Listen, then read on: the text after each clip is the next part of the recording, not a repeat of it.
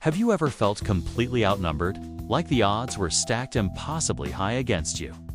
The story I'm about to tell you is for anyone who's ever felt small, weak, or afraid. It's the incredible tale of Gideon, a man who went from hiding in a winepress to leading a nation to victory, all because he trusted in a power greater than himself. Our story begins in a dark time for the people of Israel. For 7 long years, they were crushed under the thumb of the Midianites. These weren't just pesky neighbors, they were ruthless raiders who swarmed the land like locusts, stealing crops and livestock, leaving the Israelites in poverty and fear.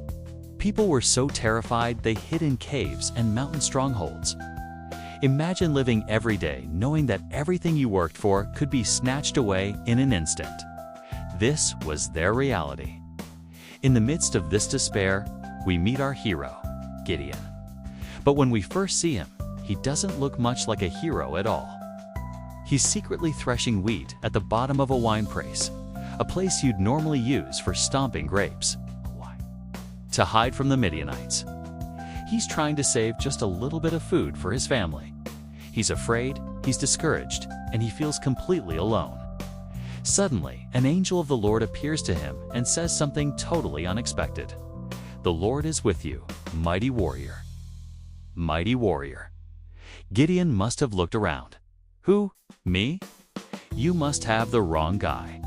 I'm from the weakest clan in Manasseh, and I'm the least in my family. If God is with us, why is all this happening? Why has he abandoned us? His doubt was real. It's a question many of us ask when times are tough. To prove that the call was real, Gideon asks for a sign. He prepares a mealsome meat and unleavened bread and lays it on a rock. The angel simply touches the offering with the tip of his staff, and poof, fire flares up from the rock and consumes the entire meal. In that moment, Gideon knew. This was no ordinary messenger. This was a call from God himself. That very night, he tears down his own town's altar to the false god Baal. It was a hugely risky move, but it was a declaration. Things were about to change. Then, the call goes out. Gideon blows a trumpet, and men from all over Israel flock to join him. Soon, he has an army of 32,000 soldiers. Finally, it seems like they have a fighting chance. But God has a different plan. He tells Gideon, "You have too many men. I don't want Israel to boast that their own strength has saved them." So, the first test comes. Gideon announces that anyone who is afraid can go home. You'd think maybe a few would leave. But no, 22,000 men turn around and walk away. 2/3 of his army gone in an instant. Now Gideon is left with just 10,000 men to face a massive Midianite army. The odds just got a lot worse. But God isn't done yet. He says there are still too many. He tells Gideon to take the men down to the water for a drink.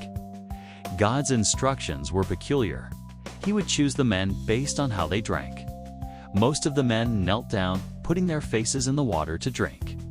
But a small group, just 300 of them, cupped the water in their hands and lapped it like a dog, staying alert and ready. God says, "With these 300 men, I will save you."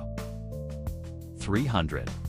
Against an army described as being like locusts in abundance with camels, as numerous as the sand on the seashore. This wasn't a battle plan. It was a lesson in faith. It was designed to show that the victory would belong to God alone. That night, Gideon and his tiny army surrounded the vast Midianite camp. They were armed with the strangest weapons you've ever heard of, a trumpet in one hand and a clay jar with a lit torch hidden inside in the other. On Gideon's signal, all 300 men blew their trumpets and smashed their jars at the same time. Imagine the scene. The sudden blast of 300 trumpets echoing through the valley, the shattering of 300 jars, the blaze of 300 torches lighting up the darkness. The men all shouted, "A sword for the Lord and for Gideon." The Midianites, jolted from their sleep, were thrown into absolute chaos. They thought they were being attacked by a massive army. In the confusion and panic, they started fighting each other and fled into the night. Gideon's 300 men didn't even have to lift a sword in that initial assault. God had turned the enemy's strength against them. Through a fearful man and a tiny army with unconventional weapons, God brought about an incredible victory and 40 years of peace for Israel. Gideon's story is a powerful reminder that our limitations don't limit God. When we feel weak, unqualified, or outnumbered, that is often precisely when God can do His greatest work through us. It teaches us that true strength isn't found in numbers or might, but in trusting the one who can win any battle. So next time you feel small, remember Gideon. Remember the 300, and know that with faith, even the most impossible odds can be overcome. Thanks so much for watching. If this story inspired you, please hit that like button and subscribe for more incredible stories of faith and courage. See you next time.